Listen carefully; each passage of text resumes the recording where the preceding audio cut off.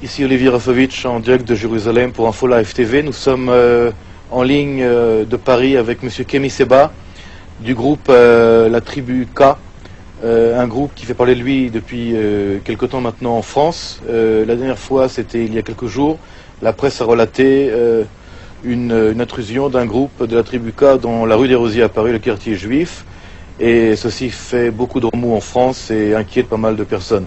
Monsieur Kémy Seba, bonjour. Bonjour. Voilà, vous êtes donc le chef de la Tribu K, un groupuscule, d'après ce que dit la presse. Pardon. Un groupuscule donc qui se veut avoir une idéologie extrémiste.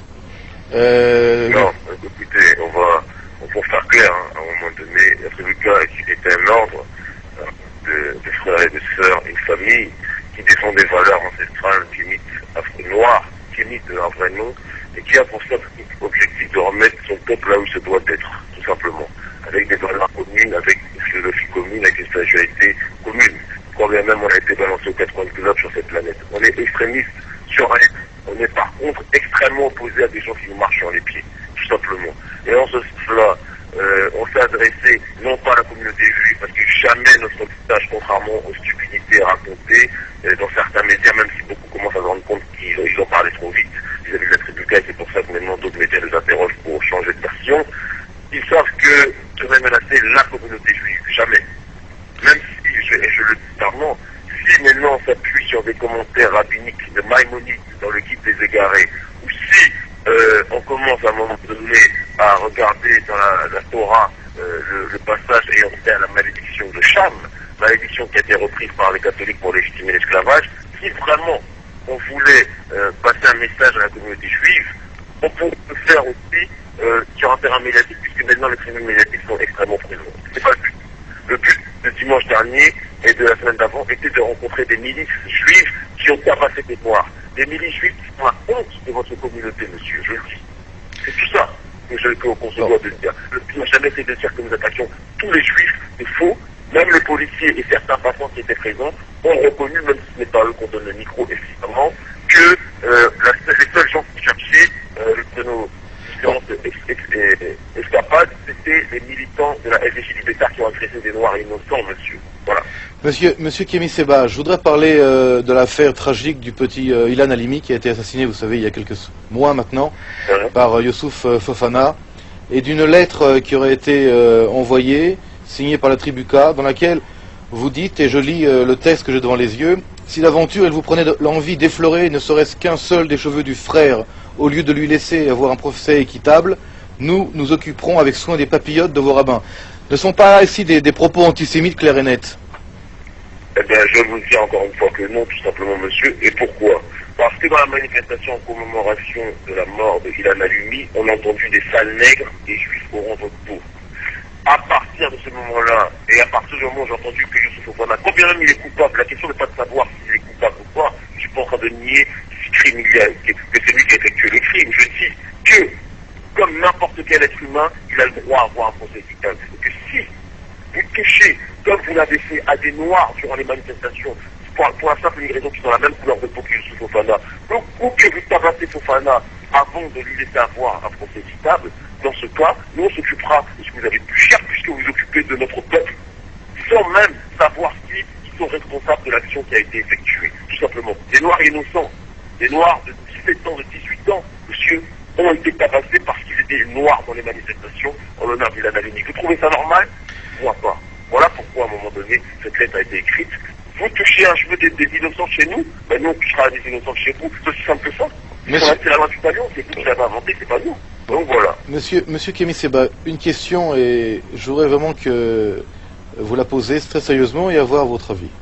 Vous savez que l'État d'Israël, il y a quelques années, a fait deux opérations énormes, des ponts aériens pour faire amener des Juifs d'Éthiopie en Israël. Je crois qu'à ma connaissance, c'est le seul pays au monde qui, au XXe siècle, a fait un pont aérien pour amener une population noire et juive d'Éthiopie en Israël. Attendez un instant. D'autre part, vous savez qu'en Israël, il y a des centaines de langues différentes, une population qui est blanche, qui est noire, qui est métisse, puisqu'il n'y a pas de race juive. Ne trouvez pas un petit peu étrange de vous attaquer au peuple juif qui lui-même a été victime, comme vous d'ailleurs, du racisme et nous de l'antisémitisme avec. Je vais vous répondre, je vais vous faire très mal peut-être dans ce que je vais dire. Quand vous parlez d'Israël en tant que pays de terre raciale par rapport à la logique des Falachas, je vous rappelle que beaucoup de Falachas qui sont revenus ici tiennent un autre discours. Je ne vous rappellerai pas l'épisode tragique durant lequel, lorsqu'il y avait une campagne de don du sang effectuée pour aider à un moment donné des enfants et d'autres personnes israéliennes, les dons du sang donnés par les Falachas, donc les juifs éthiopiens, avaient été jetés sous prétexte qu'il y avait une forte possibilité qu'ils aient le sida, donc fort préjugé raciste à un moment donné parce qu'ils étaient noirs. Deuxième point, on parlait de paix, Israël est un pays multiculturel, multiracial. Je n'oublie pas aussi qu'Israël a été condamné, ou du moins l'ONU a regardé un œil très sévère, et tous les observateurs savent que c'était le pays le plus gros soutien du régime d'apartheid en Afrique du Sud, monsieur. Donc, comme je l'ai dit, on ne s'est pas adressé à toute la communauté juive, on s'est adressé à la DG au Pétard. Mais si vous voulez, on ouvre les comptes par rapport à ce qui a été effectué dans les relations entre les juifs et les noirs, monsieur, je dis que vous ne serez pas gagnant dans cette histoire, et c'est pour ça qu'il vaut mieux que vous fassiez le ménage dans vos ministres et dans la DG ou le Pétard, si vous ne voulez pas que nous fassions. Voilà ce que nous disons. Alors, écoutez, moi je suis en Israël, je suis israélien, et je vous parle d'Israël, donc je ne rentre pas dans les problèmes internes pour l'instant, mais on va y venir. Mais oui, non, bien sûr, non, attendez. Nous, on vous appelle parce que la presse israélienne, qui s'occupe également de ce qui se passe dans le monde, et entre autres ce qui se passe dans les communautés différentes juives du monde entier, a relaté donc l'incident de dimanche. C'est pour ça que je vous appelle. Et d'autre part, je pense que votre activité, votre action, quand même, pose problème et beaucoup d'interrogations et même beaucoup d'inquiétudes. Et la question que je vous pose est la suivante. Où voulez-vous en venir exactement? Parce que aujourd'hui, vous avez une idéologie. Je crois que vous parlez des blancs comme des locodermes, n'est-ce pas? Vous dites que le... Oui, monsieur, je vois. Non, oui, je vous écoute. Je ne peux pas terminer, excusez-moi. La langue française, elle a une définition claire du locoderme. Oui. C'est lui qui a un taux de mélanine faible. C'est pas moi qui ai inventé ce mot. Dans votre théorie, je lis, l'antisémitisme se fonde sur la conviction que la situation du peuple kémite est le résultat d'une planification de destruction du peuple noir organisée par les Hébreux au IVe siècle avant Jésus-Christ. Selon vous, la planification serait contenue dans la malédiction de Cham, dans la Torah. Quelque part, vous voulez pas... Je vais vous expliquer une chose. Oui, attendez, avant de m'expliquer. Non, mais moi, ce qui m'inquiète, c'est la chose suivante. Nous sommes... Non, je vous inquiète. Laissez-moi juste poser la question. Nous sommes en 2006. Le monde est compliqué. Il y a pas mal de conflits un peu partout dans le monde. Votre activité aujourd'hui ne sert absolument pas ni la paix, ni l'union entre les hommes, bien au contraire. Moi, ce qui m'inquiète, c'est que des gens comme vous, qui me semblent intelligents, qui ont étudié, participent aujourd'hui à un véritable effort de vouloir créer à la fois de la violence, également d'emmener des jeunes dans une violence terrible. Et qu'en est-il? Je vais vous expliquer une chose, parce que, je vous le dis simplement, il faut faire attention aux mots, parler de violence. Non mais moi c'est à vous que je dis, faites attention à vos mots à vous, parce que moi je lis ce que vous écrivez. Non, laissez-moi terminer, vous m'interrogez, vous allez me laisser répondre un minimum. On parle en paix à partir du moment où la paix est de chaque côté. Moi je vous dis simplement, monsieur, que quand vous parlez de violence, aucun acte violent ne peut être appliqué à la tribu K. Par contre, nous nous défendons lorsque nous sommes attaqués. Maintenant, par rapport à ce que vous appelez théories, qui ne sont pas des théories, qui sont des constatations, que même des juifs à un moment donné ont concédé, que ce soit Israël Chass, que ce soit Roger Messot pour certains ou d'autres, et pas mal de chercheurs. Quand on parle du strict sacrificateur juif du peuple d'Esdras, en 398 avant Jésus, il a rédigé à un moment donné quelque chose qui, que vous le veuillez ou non, est la malédiction de Cham. Malédiction de Cham qui a été reprise par, à un moment donné, les chrétiens pour légitimer l'esclavage. Vous rendez compte, vous rendez compte quand même que vous vous inscrivez dans un schéma historique d'antisémitisme pur et dur, de la lignée des autres. Non, c'est pas moi. Vous voulez trouver aujourd'hui... Non, attendez. Vous trouvez aujourd'hui des raisons historiques et religieuses... Comment? Comment? Vous vous installez dans un climat de négrophobie. Attendez, écoutez, nous en Israël, vous savez, monsieur... Vous ne voulez pas faire le ménage dans votre religion. Vous ne voulez pas faire le ménage dans votre religion en ne laissant que des propos d'amour. Vous savez que je vous écoute depuis quelques... Vous auriez pu avoir une religion. Je vous écoute depuis quelques... Vous auriez pu avoir une religion, monsieur. D'accord?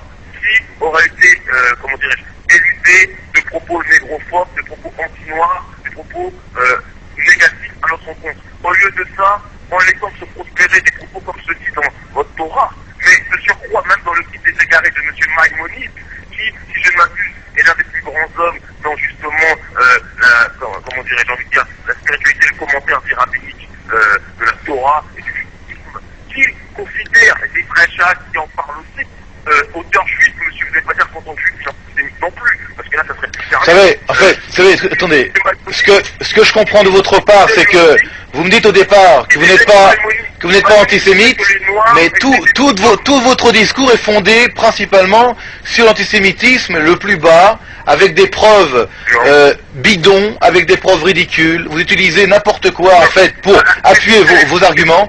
Vous l'arrivez à quoi en fait? Vous l'arrivez à quoi? Vous l'arrivez à quoi, Kémy Seba? Écoutez, si vous m'appelez, vous êtes sur la défensive, vous êtes excédé parce que vous savez que moi... Non, je suis pas excédé, non. Vous savez... Non, soyez calme.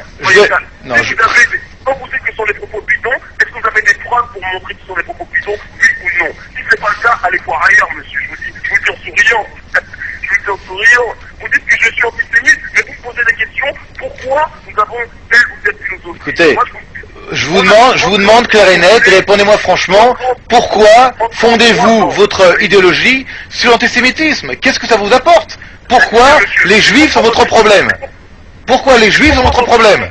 Non, vous dites n'importe quoi. On a été s'opposer au massacre qui se passe au Carrefour, organisé par des Arabes. Je sais pas quand tu m'as fait pour dire que j'étais anti-arabe, espèce de... Alors, quand on dit qu'à un moment donné, les Blancs nous marchent sur les pieds et nous manipulent, j'ai jamais entendu m'appeler pour dire qu'on était anti-blanc. Mais dès qu'on dit que par rapport à la communauté juive, il y a des propos, à un moment donné, dans cette religion, vous dites que c'est bidon, aucune preuve à apporter. Vous avez un comportement d'intellectuel milliard, monsieur. Vous n'êtes pas intellectuel.